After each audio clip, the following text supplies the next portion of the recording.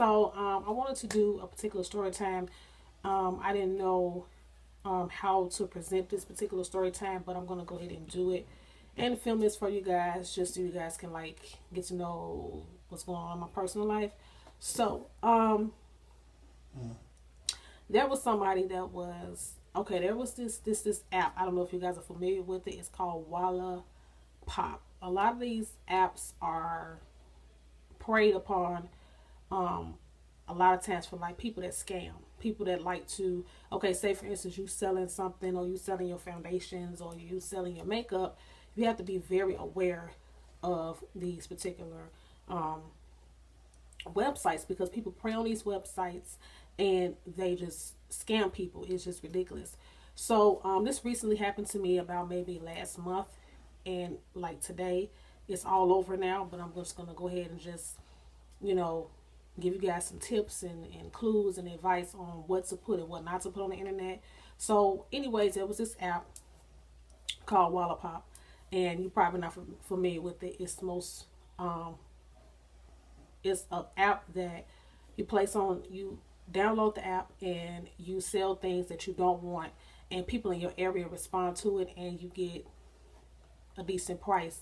You sell it and you get a decent amount of money for it. So being that I just moved from a place that I was at for about 6 years. I had been trying to move for so long, and finally I moved back in September, and I'm in Chicago. So Chi-Town, yeah, I'm in Chicago, Illinois, and I just couldn't take the place I was going to anymore. So make a long story short, I moved and I got this big box, huge box of DVDs. And everybody knows that everybody don't do DVDs like that no more. Some people do, some people don't. I like to record my shows, and then that way I be able to, you know, watch them on Hulu and Netflix or whatever. Netflix and chill, Hulu and chill, whatever. So I was like, let me go ahead and sell this big box of DVDs that I have for like 150 bucks. I said I'm gonna sell it. Make a long story short, somebody responds to me about last month in February. And I was like, cool. I was like, wow, trying to get rid of these, you know, DVDs, because they've taken up too much closet space. I got two closets in my room. So one closet, you know, I have all of my stuff in. Another closet, I got all of my other personal items in. I got a lot of stuff. And I was like, I don't want a lot of my stuff to be cluttering my apartment. So was trying to sell it. So this lady gets back to me. I'm not going to say her name. And when she gets back to me, what she does is she says, oh, I'm going to go ahead and send you a check and blah, blah. She sends me a check for X amount of money. I'm not going to say how much it was, thinking that I was going to cash it. I talked with somebody, a personal friend of mine, and I was like, should I do this? Should I do this? You know, should I cash the check or not? My roommate was like, well, not my roommate, but my personal friend of mine was like, you know what, look, don't cash the check because it may be bad. So I get the check in the mail, and I'm like, are you kidding me? Like, who sends a person this amount of money for 20-something freaking DVDs? And so, make a long story short, I went to the police department today, and I filed a report. And when I filed a report, I was told not to respond to this person's emails again. I had got a threatening message from them, saying that, hey, I had 24 hours to, you know, transfer the money back to them, or else. I personally, my life was at stake, and my life is not at stake now. It's all over. But I just was just like flabbergasted. I was like, you got to be kidding me. I was just getting ready to film this a video for my channel, because like I said, I'm working a lot, so I have to make sure I get enough, you know, videos out. So I'm in the midst, just about to film, and I get this threatening email, and I'm like, you got to be kidding me. So I run to the police department. They filed a report. And they were like, hey, you know, this is harassment. You're not a victim. And I was like, wait a minute. I am a victim, because guess what? My life it's my life we're talking about. So he went ahead. He was a real nice officer and everything.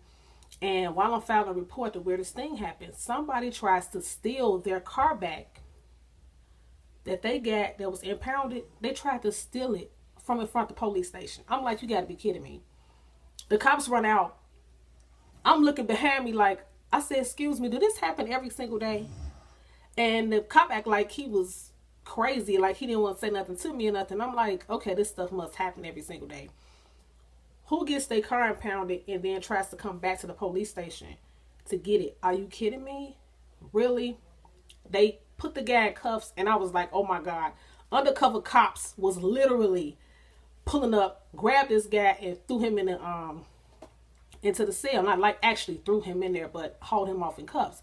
Because undercover cops pulled up in a black truck, and I was like, and it's Chicago. You cannot play with Chicago cops. I don't care who you are. Everything that you do has consequences. So he lied to the cops and was like, I was trying to get something out of my car. When they impounded his car already, he couldn't get it, so he tried to run off with it. Because he figured, hey, if he got everybody in the station that's busy, then he can steal the car. So, make a long story short, then I filed a report and everything, and I had called financial crimes, and they gave me a number to call them, and I spoke with someone, and they told me, they was like, hey, look, just get rid of the check and everything, and just cut it up, and just don't deal with it anymore. So, I cut the check up, and all is well with me. All is completely well. My advice to y'all is that make sure that you research these apps. I don't care how many reviews these apps get, it still could be a legit scam.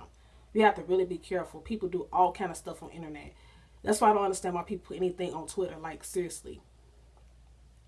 Especially, comments and comment about other races and stuff like that. That stuff will catch up with you. Just make sure that you actually research and do as much research as you can. Even with AliExpress, do the same thing. I've heard so many bad things about AliExpress that right now I'm at a particular website that I said that I was going to go ahead and just purchase from.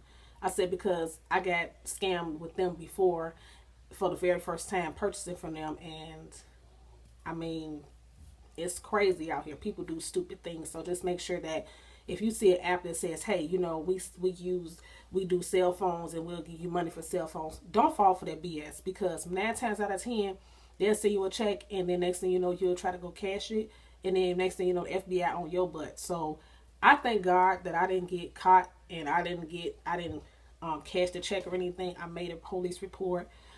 Make sure that you do your research, like care.com. Watch out for that website. I just saw another YouTube girl.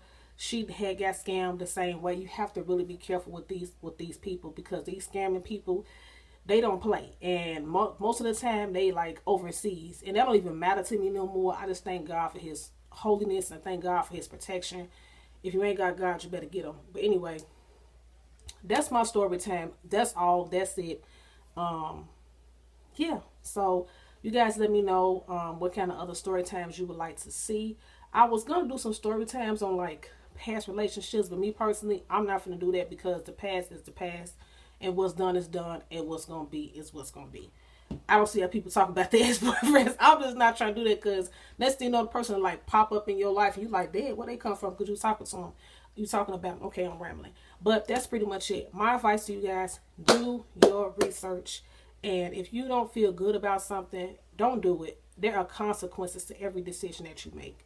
And that's pretty much it. And I will see you guys in my next video very, very soon. I'm going to try and post a spring makeup tutorial for you guys, because I see that I haven't done that yet. So, and yeah, just a quick update on this wig that I'm wearing from Outrage. As you guys can see, I straightened it, but it still got the look frizziness at the end, but it's still a good wig. And that's pretty much it. And I will see you guys in my next video. Bye.